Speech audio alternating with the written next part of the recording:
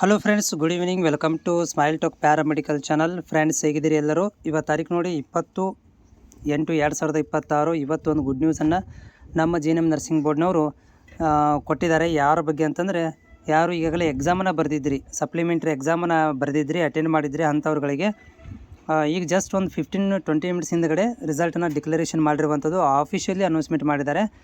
ನೀವು ರಿವ್ಯಾಲ್ಯೂಷನ್ ರಿಸಲ್ಟ್ಗಳನ್ನು ನೋಡ್ಕೊಳ್ಬೋದು. ಇದು official announcement ಆಗಿರುವಂಥದ್ದು. ನಿಮಗೆ ಏನಾದರೂ ಡೈರೆಕ್ಟ್ ಲಿಂಕ್ ಬೇಕಂತಂದರೆ ನನ್ನ ಡಿಸ್ಕ್ರಿಪ್ಷನ್ ಲಿಂಕಲ್ಲಿ ಕೂಡ ನಾನು ಕೊಟ್ಟಿರ್ತೇನೆ. ಹೋಗಿ ನೀವು ಲಿಂಕಿಗೆ ಕ್ಲಿಕ್ ಮಾಡಿಕೊಂಡು ಡೈರೆಕ್ಟ್ ರಿಸಲ್ಟ್ಗಳನ್ನು ಕೂಡ ನೋಡ್ಕೊಳ್ಬೋದು. ಯಾರೆಲ್ಲ ಪಾಸ್ ಆಗಿದ್ದೀರಿ ಎಲ್ಲರಿಗೂ ಕೂಡ ಕಂಗ್ರ್ಯಾಚುಲೇಷನ್ಸ್ ಮತ್ತು ಆಲ್ ದ ಬೆಸ್ಟ್. ನಿಮ್ಮ ರಿಸಲ್ಟ್ಗಳನ್ನ ನೋಡ್ಕೋರಿ. ಆಮೇಲೆ ಯಾರೋ ಏನಾದರೂ ಹೆಚ್ಚು ಕಡಿಮೆ ರಿಸಲ್ಟ್ ಆಗಿದ್ದರೂ ಕೂಡ, ಅಥವಾ ಆಬ್ಸೆಂಟು ಅಥವಾ ಎರರ್ ಏನಾದ್ರು ಬಂದಿದ್ದರೂ ಕೂಡ ಅದನ್ನು ನೀವು ಕಾಲೇಜ್ ಮುಖಾಂತರ ಕ್ಲಿಯರ್ ಮಾಡ್ಕೊಳ್ಬೋದು.